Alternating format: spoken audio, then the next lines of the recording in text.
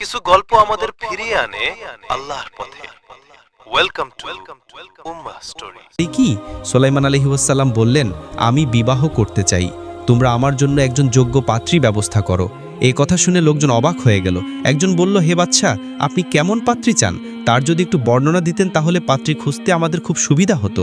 হযরত সুলাইমান আলাইহিস সালাম তাদের কথার জবাবে বললেন, আমি যাকে বিবাহ করব তার 4টি গুণ থাকতে হবে। প্রথমত, মেয়েটিকে পর্দনশীল হতে হবে এবং দিনদার হতে হবে। দ্বিতীয়ত, মেয়েটি হতে হবে আমানতদার। তৃতীয়ত, মেয়েটি সুন্দরী এবং ভালো পরিবারের হতে হবে। বাদশাহের এই আদেশ পাওয়া মাত্র রাজ্যের সমস্ত মানুষ বেরিয়ে পড়ল পাত্রীর সন্ধানে। প্রতিটা রাজ্যে ঘুরে ঘুরে তারা এই সংবাদ ঘোষণা করতে লাগলো। পরের দিন যখন বাদশাহের সৈন্যরা পাত্রী খুঁজতে বের হলো, তখন একজন জেলের সঙ্গে তাদের দেখা হলো। জেলে তাদেরকে জিজ্ঞাসা করলো, কি ব্যাপার, আপনারা এখানে কিসের ঘোষণা দিচ্ছেন? তখন তারা বলল, সুলাইমান আলাইহিস সালাম বিবাহ করতে চান এবং তিনি এমন একটি পাত্রীকে বিয়ে করবেন যার মধ্যে 4টি গুণ থাকবে। লোকটি জানতে চাইল কি সেই গুণ। তারা বলল, মেয়েটিকে পর্দনশীল হতে হবে, আমানতদার হতে হবে, দেখতে সুন্দরী হতে হবে এবং ভালো পরিবারের মেয়ে হতে হবে। এইসব কথা শুনে জেলে তাদেরকে কিছু না বলেই সামনে চলতে লাগলো আর মনে মনে বলতে লাগলো, হে আল্লাহ, আমার একটা উপযুক্ত মেয়ে আছে। এই 4টি গুণের মধ্যে 3টি গুণ তার মধ্যে রয়েছে, যেমনটি বাদশা চান। জীবনে কোনো পুরুষ তাকে দেখেনি। সে আমানতদার, সারাদিন রোজা রাখে ও রাতের বেলা আল্লাহর ইবাদত করে। আমার মেয়েকে যদি সুলাইমান আলাইহিস সালামের সাথে বিবাহ দিতে পারতাম তাহলে আমার জীবন ধন্য হয়ে যেত। আমি হতাম সুলাইমান আলাইহিস সালামের শ্বশুর এবং সুলাইমান বাদশা হতো আমার মেয়ের জামাই। আমি কিয়ামতের দিন তার হাত ধরে জান্নাতে যেতে পারতাম। হে মহান রব, তুমি দয়ার সাগর, রহমানুর রহিম, তুমি আমার দোয়া কবুল করে নিও। অতঃপর জেলে হাঁটতে হাঁটতে বাড়িতে গিয়ে উপস্থিত হলো এবং তার স্ত্রীকে বলল, তুমি কি একটি খবর পেয়েছো? স্ত্রী বলল, কি খবর? কি হয়েছে, আপনার চোখে পানি কেন? তিনি বললেন, আমাদের দেশের বাদশা সুলাইমান আলাইহিস সালাম বিবাহ করতে চান। তিনি যে মেয়েকে বিবাহ করতে চান তার মধ্যে এই 4টি গুণ থাকতে হবে, আর সেই 4টি গুণের মধ্যে আমার মেয়ের 3টি গুণ রয়েছে। আমি যদি আমার মেয়েকে সুলাইমান পয়গম্বরের সাথে বিবাহ দিতে পারতাম তাহলে আমার জীবন ধন্য হয়ে যেত।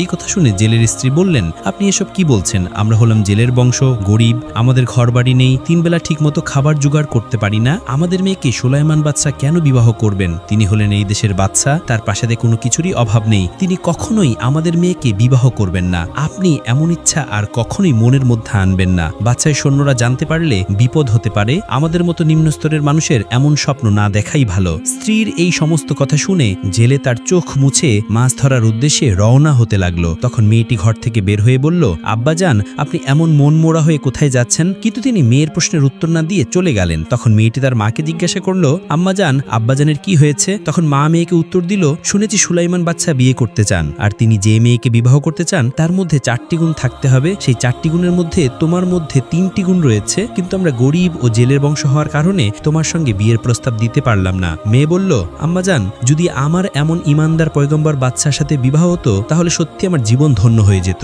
মা তাকে ধমক দিয়ে বলল, সাবধান, এমন স্বপ্ন দেখবে না। সুলাইমান আলাইহিস সালামের সৈন্যরা যদি শুনতে পারে তাহলে বাদশার কাছে নালিশ করবে। বাদশা ও আমাদের মধ্যে অনেক পার্থক্য, আমরা এমন স্বপ্ন কখনোই দেখতে পারি না। তখন মেয়েটি কান্না করতে করতে ঘরের ভিতরে চলে গেল এবং জায়নামাজি বিছিয়ে আল্লাহর কাছে দোয়া করতে লাগলো, হে আল্লাহ, তুমি দয়াবান, যে সুলাইমানকে তুমি বাদশা বানিয়েছো সেই আমাকেই তুমি জেলের ঘরে জন্ম দিয়েছো। তুমি যাকে ইচ্ছা গরিব বানাও, আবার তুমি যাকে ইচ্ছা ধনী বানাও। তুমি ইচ্ছা করলে সবই করতে পারো। হে আল্লাহ, সুলাইমান বাদশার সাথে বিয়ে না হওয়া পর্যন্ত তুমি আমার মৃত্যু দিও না। হে মাবুদ, ছোটবেলা থেকেই আমি তোমার ইবাদত করি, তুমি আমার এই ইচ্ছাকে পূর্ণ করে দাও। তার সাথে বিবাহ হলে আমি কিয়ামতের দিন তার স্ত্রী হিসেবে পরিচয় পাবো। মেয়েটি দোয়া করার পর একটি চিঠি লিখে সুলাইমান আলাইহিস সালামের নিকট পাঠিয়ে দিল। এদিকে একটি শয়তান জিন বহুদিন ধরে অপেক্ষায় আছে কিভাবে সুলাইমান আলাইহিস সালামের মুজিজার আংটি সে আত্মসাৎ করবে। কেননা তার এই আংটির কারণে সমগ্র মানুষ, জিন, পশু পাখি, এমনকি বাতাসও তার গোলাম হয়ে থাকতো। এই মুজিজার আংটি যদি চুরি করা যায় তাহলে তার কথা সমস্ত রাজ্য শুনবে,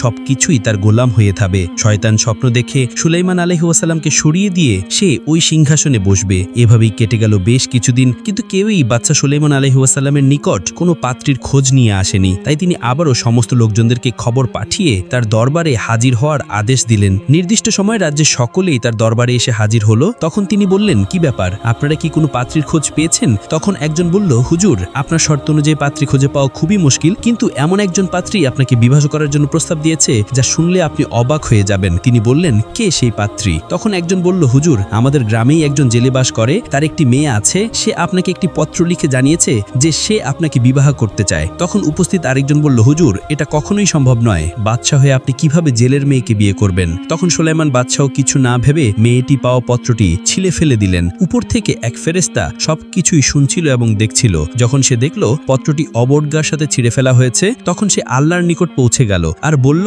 হে আল্লাহ, আপনার পয়গম্বর সুলাইমান বাদশা ধন সম্পদের মোহে অহংকারী হয়েছে, সে কোনো কিছু চিন্তা না করেই জেলের মেয়ের পত্রটি ছিঁড়ে ফেলে দিয়েছে। তখন আল্লাহ তাআলা বললেন, ধৈর্য ধরো, অতি শীঘ্রই সুলাইমান আলাইহিস সালামের পরীক্ষা শুরু হবে। এদিকে জেলের মেয়ে পত্রটি ছিঁড়ে ফেলা সংবাদ পেয়ে খুবই মর্মাহত হয়েছে। ভারাক্রান্ত মন নিয়ে কান্না করতে করতে আল্লাহর কাছে বলতে লাগলো, হে আল্লাহ, তুমি তো সবই জানো, আমি একজন গরিব জেলের মেয়ে, কিন্তু আমাকে তো তুমিই সৃষ্টি করেছো। আমি গরিব বলে সুলাইমান বাদশা আমার প্রস্তাব প্রত্যাখ্যান করেছে। হে আল্লাহ, তুমি হয় আমাকে ধনী বানিয়ে সুলাইমান আলাইহিস সালামের সাথে বিবাহ বন্ধনে আবদ্ধ করে দাও, না হয় সুলাইমান বাদশাকে গরিব বানিয়ে আমার সাথে বিবাহ বন্ধনে আবদ্ধ করে দাও। এদিকে সুলাইমান আলাইহিস সালাম তার হাতের মুজিজার আংটি খুলে তার দেহরক্ষীর সামনে রেখে গেলেন এবং বললেন, এখান থেকে কোথাও যাবে না, চারদিকে খেয়াল রাখবে। এই কথা বলে তিনি গোসলখানায় গেলেন। তখন শয়তান জিন সুলাইমান আলাইহিস সালামের রূপ ধারণ করে দেহরোগীর সামনে গেল আর বলল, অতি তাড়াতাড়ি আমার আংটিটি দাও। একটা শয়তান জিন আমার রূপ ধারণ করে সারা রাজ্য ঘুরে বেড়াচ্ছে, সে চায় আমাকে সরিয়ে দিয়ে সিংহাসনে বসতে এবং সারা রাজ্যকে পরিচালনা করতে।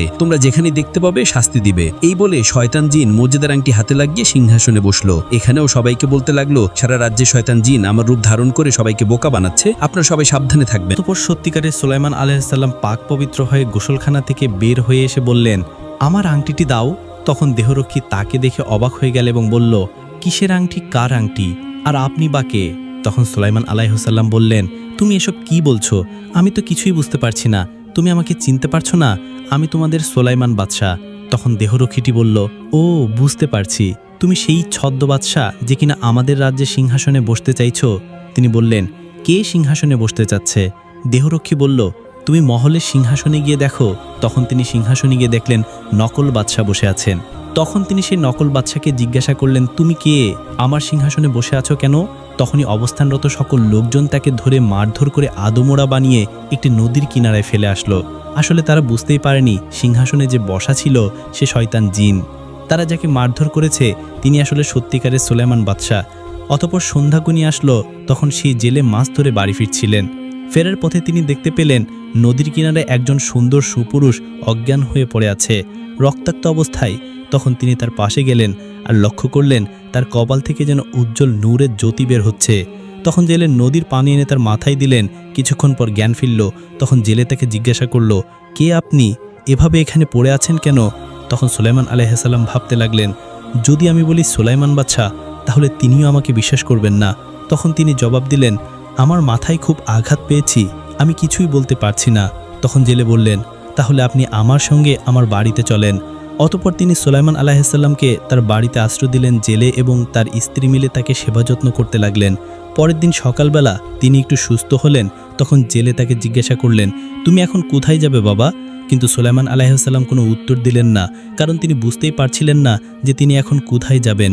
তাই তিনি চুপ করে রইলেন। তখন জেলে বলল, বাবা, তোমার যদি যাওয়ার মতো কোনো জায়গা না থাকে তবে আমার সাথে থাকতে পারো, আমার সাথে মাছ ধরার কাজে আমাকে সাহায্য করতে পারো। আমি তোমার পারিশ্রমিক 200 দিরহাম করে প্রতি মাসে পরিশোধ করে দেব। এই বলে জেলে বের হয়ে গেলেন। সুলাইমান বাদশা তখন আল্লাহর নিকট বলতে লাগলেন, হে আল্লাহ, আমি তোমার কাছে এমন কি অপরাধ করেছি তো তুমি আমার এমন পরীক্ষা নিচ্ছ? ছিলাম বাদশা আর এখন আমি জেলে হিসেবে নদীতে মাছ ধরতে যাব।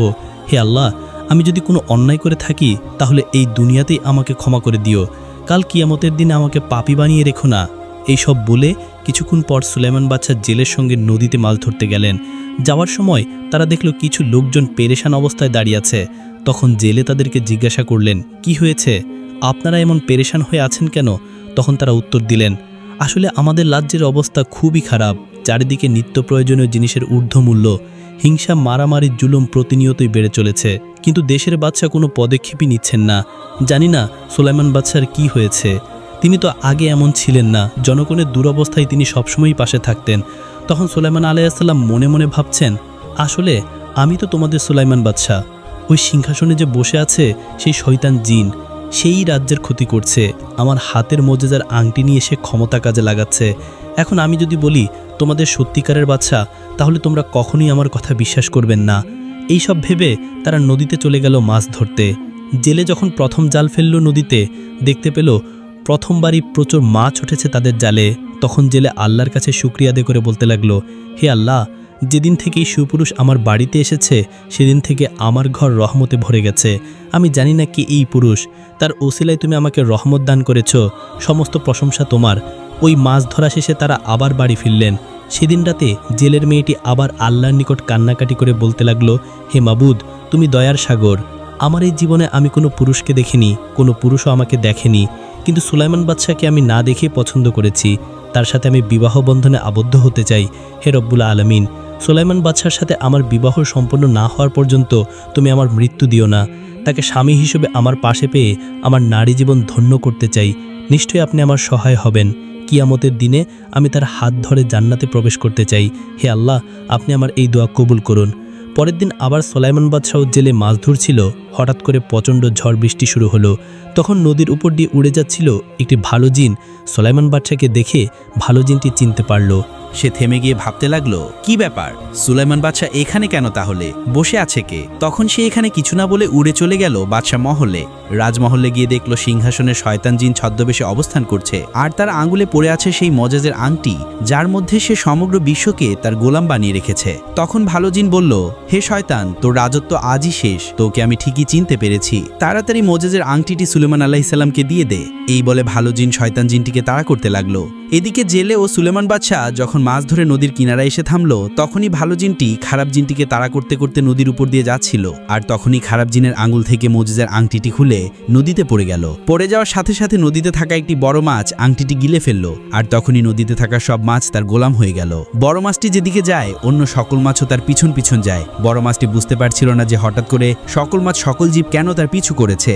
তারপর জেলে ও সুলেমান বাদশাহ মাছ বিক্রি করে বাড়ি ফিরলেন। পরের দিন সকালবেলা সারা দেশে রোটল পড়ল যে সুলেমান বাদশাকে খুঁজে পাওয়া যাচ্ছে না। তিনি হঠাৎ করে কোথাও যেন উধাও হয়ে গেলেন। এদিকে জেলের ঘরে থাকেন সুলেমান আলাইহিস সালাম প্রায় 1 বছর হয়ে গেল। তিনি মনে মনে ভাবছেন, আর কতদিন এভাবে অন্যের আশ্রয়ে থাকবো, এখন আমি চলে যাব। অন্যদিকে জেলে তার স্ত্রীকে ডেকে বলল, হে বিবি, আমাদের ঘরে থাকা যুবকটিকে তোমার কেমন লাগে? তিনি বললেন, মাশাআল্লাহ, যুবকটি খুবই ইমানদার ও সৎ চরিত্রের অধিকারী। জেলে বললেন, এই যুবক যেদিন থেকে আমার বাড়িতে এসেছে সেদিন থেকে আমার বাড়ি বরকতময় হয়েছে, আমার ঘরের অভাব অনটন দূর হয়ে গেছে। আমি ভাবছি আমার কন্যার সাথে এই যুবকটিকে বিয়ে দেব। তুমি কি আমার সাথে একমত? তিনি বললেন, যুবকটি কি রাজি হবে? সে যদি আমাদের মেয়েকে বিয়ে করতে রাজি হয় তবে আমার কোনো আপত্তি নেই। তখন জেলে হযরত সুলেমান আলাইহিস সালামের নিকট আসলেন এবং বললেন, বাবা, তোমার সাথে আমার কিছু কথা বলার ছিল। সুলেমান আলাইহিস সালাম বললেন, জি বলুন। জেলে বললেন, আচ্ছা বাবা, বলো তো, আমাদের বাড়িতে আমরা মোট কতজন সদস্য আছি? সুলেমান আলাইহিস সালাম বললেন, 3 জন, আপনি, আমি আর আপনার স্ত্রী। জেলে বললেন, না, এই ঘরে আমরা মোট 4 জন আছি, আমার ঘরে আমার একটা উপযুক্ত মেয়েও আছে। সুলেমান আলাইহিস সালাম বললেন, কি বলেন? আমি তো এতদিনের মধ্যে কোনোদিনও তাকে দেখিনি। জেলে বললেন, বাবা, আমার মেয়েটি খুবই ইমানদার, আমানতদার, পর্দানশীল ও সুন্দরী, তাই তুমি তাকে কখনোই দেখনি। সে সারাদিন রোজা রাখে ও সারা রাত আল্লাহর ইবাদত করে। আমি আমার এই মেয়েকে তোমার কাছে বিয়ে দিতে চাই। বাবা, তুমি কি আমার এই প্রস্তাবে রাজি আছো? এই কথা শুনে সুলেমান আলাইহিস সালাম মনে মনে আল্লাহকে স্মরণ করলেন এবং বলতে লাগলেন, হে আল্লাহ, তুমি আমাকে কি পরীক্ষায় ফেললে? আমি কি ছিলাম আর কি হয়ে গেলাম? যার আশ্রয়ে এতদিন আছি তিনি আমাকে বিয়ের প্রস্তাব দিচ্ছেন, আবার আমার পছন্দের সবগুলো গুণই তার মধ্যে রয়েছে। আমি এখন তাকে কিভাবে ফিরিয়ে দিব? এসব ভেবে তিনি বললেন, আমি আপনার এই প্রস্তাবে রাজি আছি। তখন জেলে তাকে কিছু দিরহাম দিয়ে বললেন, বাবা, এগুলো দিয়ে তুমি বিয়ের বাজার করে নিয়ে আসো। এরপর তাদের দুজনে বিবাহ কার্য সম্পূর্ণ হলো। পরদিন আবার জামাই শ্বশুর নদীতে মাছ ধরতে গেল। যখনই তারা নদীতে জাল ফেললো তখনই জালে ওই আংটিটি গিলে ফেলা বড় মাছও আরও অনেক মাছ ধরা পড়ল। এটা দেখে তারা খুবই খুশি হলো এবং আল্লাহর কাছে শুকরিয়া আদায় করলো। বড় মাছটি ছাড়া তারা অন্য সকল মাছ বিক্রি করে বড় মাছটিকে বাড়িতে নিয়ে গেল খাওয়ার জন্য। কিন্তু কেউই জানতো না যে ওই মাছের পেটের ভিতরে সুলেমান আলাইহিস সালামের মজেজের আংটি রয়েছে।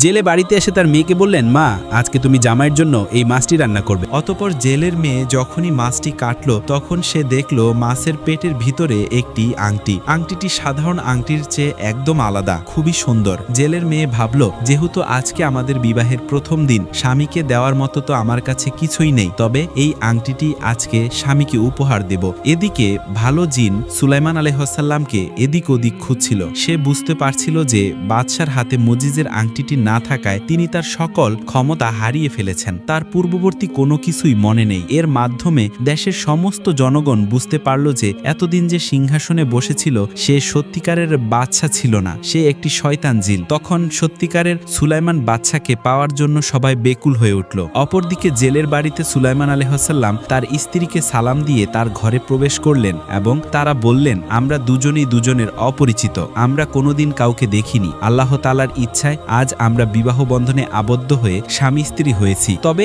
আমার কিছু জানার আছে। মেয়েটি বললেন, জি বলুন। এরপর সুলাইমান আলাইহিসসালাম বললেন, তুমি কি আমাকে বিয়ে করার আগে অন্য কাউকে পছন্দ করতে? সুলাইমান আলাইহিসসালামের স্ত্রী বললেন, জি না, তবে আমার একটা ইচ্ছে ছিল। সুলাইমান আলাইহিসসালাম বললেন, কি ইচ্ছা? তিনি বললেন, বহুদিন আগে আমি একজনকে না দেখেই পছন্দ করেছিলাম এবং আল্লাহর কাছে চেয়েছিলাম তার সাথে বিবাহ হওয়ার আগে যেন আমার মৃত্যু না হয়। সেই মানুষটির 4টি শর্তের মধ্যে একটি শর্ত আমার মধ্যে ছিল না, অর্থাৎ আমি গরিব ও জেলের মেয়ে হওয়ার কারণে সে আমার প্রস্তাবপত্রটি ছিঁড়ে ফেলে দিয়েছিল। সুলাইমান আলাইহিসসালাম বললেন, কে সেই ব্যক্তি? সুলাইমান আলাইহিসসালামের স্ত্রী উত্তর দিলেন, সে হলো দাউদ পুত্র সুলাইমান আলাইহিসসালাম, যার রাজ্যে টাকা পয়সা ধন দৌলত কোনো কিছুরই অভাব ছিল না। আমি আল্লাহর কাছে তখন দোয়া করেছিলাম, হে আল্লাহ, হয়তো তুমি আমাকে ধনী বানিয়ে দাও, না হয় সুলাইমান আলাইহিসসালামকে গরিব বানিয়ে দাও এবং তাকে আমার কাছে এনে দাও। থাক, এসব কথা বলে আর লাভ নেই, এখন থেকে আপনি আমি স্বামী স্ত্রী। তখন সুলাইমান আলাইহিসসালাম ভাবলেন, হে আল্লাহ, এই মেয়ের দোয়াই তুমি কবুল করেছো, আজ আমি বাদশা থেকে জেলে হয়েছি। মেয়েটি তখন মাছের পেটে থাকা আংটিটি সুলাইমান আলাইহিসসালামের আঙ্গুলে পরিয়ে দিলেন, আর সাথে সাথে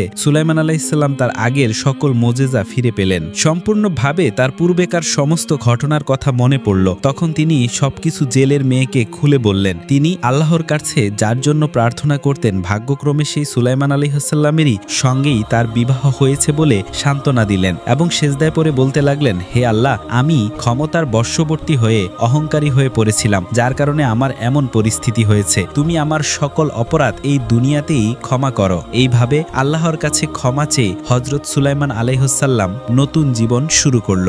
প্রিয় দর্শক, আশা করি ভিডিওটি আপনার হৃদয়ে কিছু স্পর্শ করেছে। এটি শুধু দেখেই থেমে যাবেন না, জীবনে কাজে লাগান। লাইক দিন, শেয়ার করুন, আর নতুন ইসলামিক ভিডিও পেতে চ্যানেলটি সাবস্ক্রাইব করুন। ধন্যবাদ। আল্লাহ হাফেজ।